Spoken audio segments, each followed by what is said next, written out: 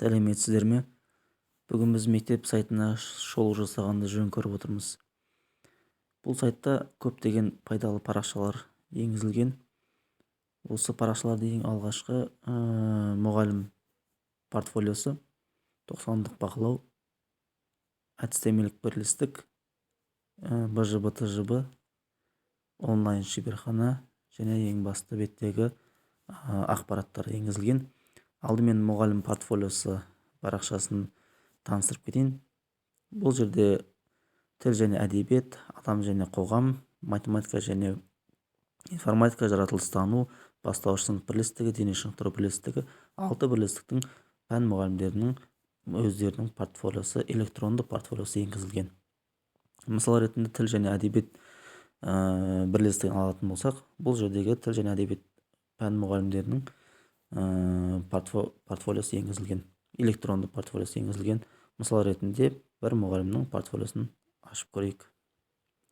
Мінекей алдарыңызда Үсенова Айгүл Асменбет қызының портфолиосы, электронды портфолиосы. Бұл жерде 5 тараудан тұрады. Мұғалім туралы жалпы мәлімет, педагогикалық қызметінің нәтижелері, педагогтың ғылыми, әдістемелік және инновациялық қызметі, пән бойынша сабақтан тыс қызметі және нормативтік құжаттар. Алдымен ең бірінші бөлім мұғалім туралы жалпы мәлімет. Бұл жерде енгізілген, өздеріңіз білесіздер, мұғалім туралы жалпы мәліметтер енгізілген. Бұның бір жақсы жері, кез келген уақытта, кез келген жерде керек болса, осы мәліметтерді интернет доступ болатын болса, алып алуға болады. Екінші бөлімде педагогикалық қызметінің нәтижелері. Бұл жерде жаңағы дипломдар, алғыс хаттар,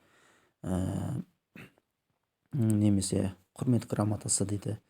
Әртүрлі жетістіктер, мақалалардың жетістіктері, барлық сертификаттар енгізілген. Келесі бөлімде педагогикалық ғылыми, әдістемелік және инновациялық қызметтер енгізілген.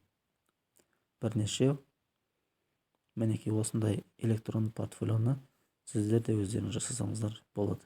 Зерттеу сұрағын енгізгенбіз, мақала, әртүрлі жазған мақалаларды соңғы 3 жылдағы.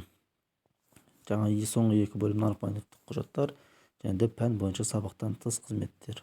Немесе сабақтан тыс сабақта да енгізуге болады. Мінекей осылай мұғалім портфолиосына шолу жасадық. Келесі парақша 90-дық бақылау. Бұл жердегі 5-ші сынып пен 10-ші сыныптың арасындағы біз білім сапасын тексеру мақсатында оқушылардың 90-дық тест алынады. Мысалға алып қарайтын болсақ, 5-ші сыныпты. 5-ші сыныптан 2-ші 90, 3-ші 90, 4-ші 90 бойынша әр пәннен тест сұрақтары енгізілген. Бұл тест сұрақтардың барлығы Google Forms платформасы арқылы жасалған. Мысал ретінде алып қараймыз. Қазақ тілі пәні, орыс тілі пәні, жаратылыстану, информатика деген сияқты. Қазақ тілін алып ашатын болсақ,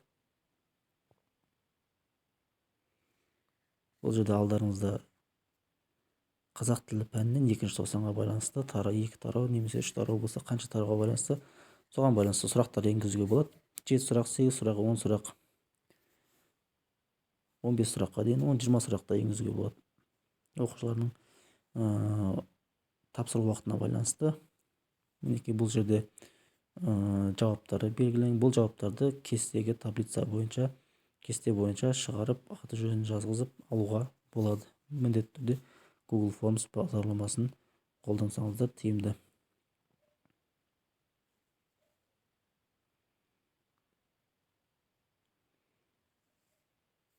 Көріп отырсыздар, 90-дық бақылау бойынша әр сыныптан 90 сайын білім сапасын тексеру мақсатында біз осындай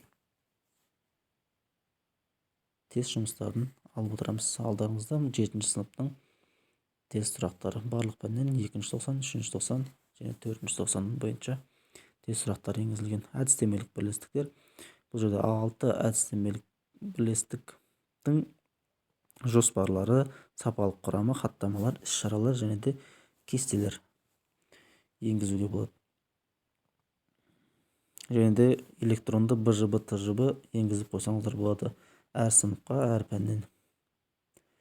Келесі пайдалы парақша бізде онлайн шеберхана деп аталады. Онлайн шеберханамыз бұл жерде біз мектептегі мұғалімдердің, яғни видео сабақтарын енгізіп қоюларыңызға болады. Жеке парақша ретінде немесе сілтеме арқылы көрсетіп қоюға да болады. Өздеріңіздің фантазияларыңызға байланысты, фантазияға және креативность дейді ғой, соған байланысты. Ал енді жаңағы басты бетке көшетін болсақ, басты бетте бұл жерде жалпы мектепке байланысты құжаттар, ақпараттар, суреттер енгізіп қоюға болады. Бұл жерде толық жазылмаған, толық мәліметтер енгізілмеген, бірақ біршама мәліметтерді енгізіп қойғанбыз. Құқықтық нормативтік құжаттар. Құқықтық нормативтік құжаттардың тізіміне сілтеме арқылы беріліп қойған. Осыны басып, сілтемені басып, қандай құжаттарды көруге болады. Директор блогы, яғни өздеріңізге таныс директор блогына кіріп, өздеріңіздің көкейлеріңізде жүрген сұрақтарды қоюға болады. Мемлекеттік рәміздерді енгізгенбіз. Жылдық жоспар немесе сабақтарды енгізіп қоюға да болады. Жалпы ақпарат енгіземіз. Директор блогына кіріп, өзіңізді мазалаған сұрақтарды осы жерге жазсаңыз, директормен тікелей байланысқа боласыз.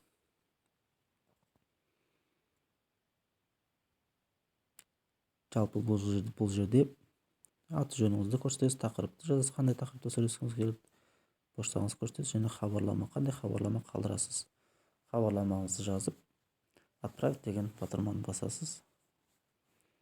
Директор міндетті түрде сізбен осы бойынша ақылдасатын болады. Және соңғы біздің енгізіп отқан парақшамыз бұл сенім жәшігі. Сенім жәшігін электронды форматта енгізіп қойдық. Оқушылар, ата-аналар және мұғалімдер өздерінің қызықтырып жүрген сұрақтарын, өздерінің көкейленіп жүрген сұрақтарын, немесе не айтқысы келеді, соларды осы Google Forms платформасы арқылы жасауға тырыстық. Бұның алғашқы хаттамаларда келіп жатыр. Сенім жәшігі қағаз жүзінде емес, енді электронды түрде болады. Өйткені оқушылар міндетті түрде телефон ұстайды, планшет ұстайды. Яғни осы 3 критерий бойынша оқушылар өздерінің ойын жазып, отправить деген батырманы басса, міндетті түрде онымен мектеп психологы, тәрбиесі жөніндегі орынбасары байланысатын болады. Мінекей осындай мектеп сайтын Google Sites платформасы арқылы жасап шығуға болады, және де ешқандай программистің және ешқандай қаржының қажет етпейді.